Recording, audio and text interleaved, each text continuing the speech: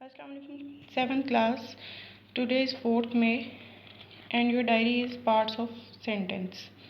हम आज ये डिस्कस करेंगे कि एक सेंटेंस के कितने पार्ट्स होते हैं. ठीक है, let's start. There are two basic parts of a sentence. किसी भी सेंटेंस के two basic parts होते हैं. एक होता है subject and second is predicate. किसी एक सेंटेंस में बेसिकली उस सेंटेंस के दो पार्ट्स होते हैं. एक को सब्जेक्ट कहते हैं, दूसरे को प्रेडिकेट बोलते हैं. ओके, अब हम डिस्कस कर लेते हैं कि सब्जेक्ट क्या होता है. उसको हम एग्जांपल्स के साथ डिस्कस करते हैं और देन प्रेडिकेट को हम उसके बाद एक्सप्लेन करते हैं. सब्जेक्ट उर्दू में मैं आपको बता दूं थोड़ा सा कि सब्जेक्ट काम करने वाले को कहते हैं. जैसे उर्दू में हम फाइल बोलते हैं, काम करने वाला. अब वो कोई भी पर्सन हो सकता है, उसके लिए हम कोई नेम यूज़ कर सकते हैं. कोई पर्सन, कोई भी नाउन हो सकता है, या वो किसी चीज़ का नाम भी हो सकता है, और कोई प्रोनाउन हो सकता है जैसे he, she, like. Okay, in a sentence subject is a noun और प्रोनाउन. ओके, या तो नाउन हो सकता है या प्रोनाउन भी हो सकता है.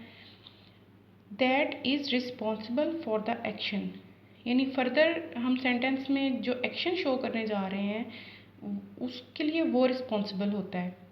ठीक है, सब्जेक्ट जो है, सब्जेक्ट उसको शो कर रहा होता है, बेसिकली काम करने वाला.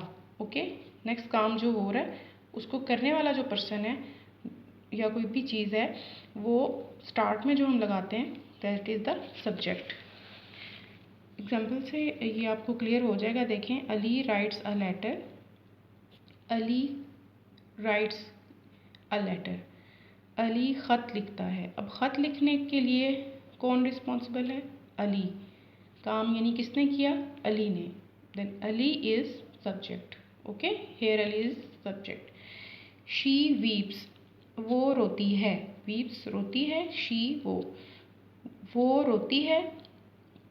तो यहाँ शी जो है ये सब्जेक्ट है.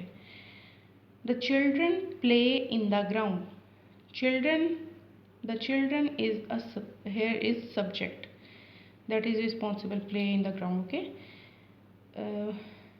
यहाँ आप एग्जाम्पल्स में देख रहे हैं जो काम करने वाला पर्सन है, Ali, she, the children, these are subjects in the sentence. Okay, ये तो हो गया एक पार्ट, सेंटेंस का एक पार्ट ये हो गया. Okay, second is predicate. अब प्रेडिकेट में थोड़ा सा मैं आपको वैसे गाइड कर देती हूँ ताकि ये सारा जो भी इसकी एक्सप्लेनेशन है ये समझने में आसानी हो जाए. यानी अगर एक सब्जेक्ट है, इन सेंटेंसेस में जो हम सब्जेक्ट शो कर रहे हैं इसमें जो बाकी का जो पार्ट है सेंटेंस का ये प्रेडिकेट होगा. ओके, अब इसमें क्या क्या चीज़ें शामिल हैं? इसमें वर्ब और इसमें ऑब्जेक्ट शामिल होगा. This is the second part of a sentence. Sentence का ये सेकेंड पार्ट होता है. The verb. अब इसमें वर्ब जो है यहाँ से प्रेडिकेट स्टार्ट हो जाता है. The verb usually follows the subject.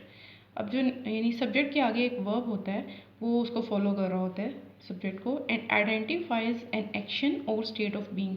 यानी वो शो कर रहा होता है काम को. एक्शन यानी काम को क्या, और स्टेट ऑफ बीइंग या फिर क्या हो रहा है उस हालत को, स्टेट को शो कर रहा होता है. Predicate may or may not be consist of any object. अब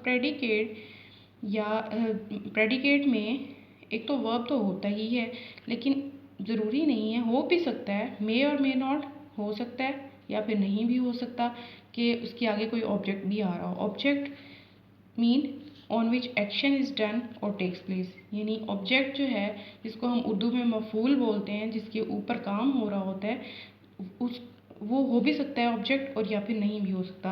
इन केस तब भी वो ये जो पार्ट है वो प्रेडिकेट कहलाएगा. एग्जाम्पल्स में देखें, the babies laugh.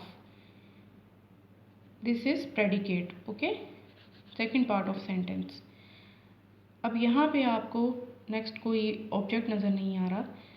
I read the book. Read से यहाँ बुक तक, this is object and this is verb, this is called predicate. The girls draw the pictures.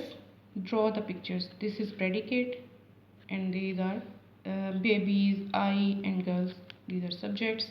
Okay, यानी एक सेंटेंस में बेसिकली 2 पार्ट्स होते हैं, उसमें एक सब्जेक्ट कहलाता है और एक प्रेडिकेट कहलाता है। अब ये तो हम पहले से भी पढ़ते आ रहे हैं कि एक जो सेंटेंस है उसमें सब्जेक्ट, वर्ब और ऑब्जेक्ट होता है, लेकिन बेसिकली वर्ब और ऑब्जेक्ट, अब मोस्टली ऑब्जेक्ट किसी सेंटेंस में नहीं भी होता, तो इसलिए वर्ब और ऑब्जेक्ट को एक पार्ट कंसिडर किया गया है और सब्जेक्ट जो है वो एक पार्ट है। इसी तरह बहुत सारी एग्जांपल्स दी जा सकती हैं, जैसे अली राइट्स अ लेटर है तो अली रीड्स अ बुक भी आ सकता है। शी वीप्स है, शी लाव्स जैसे। अब इनमें आपने सब्जेक्ट यानी काम करने वाले को शो किया गया है, प्रेडिकेट जो है वो किसी काम और जिस पे काम हो रहा होता है उस ऑब्जेक्ट को शो कर रहा होता है। लाव, read the book and draw the pictures. ठीक है, ये आपका आज का लेसन था। Thank you.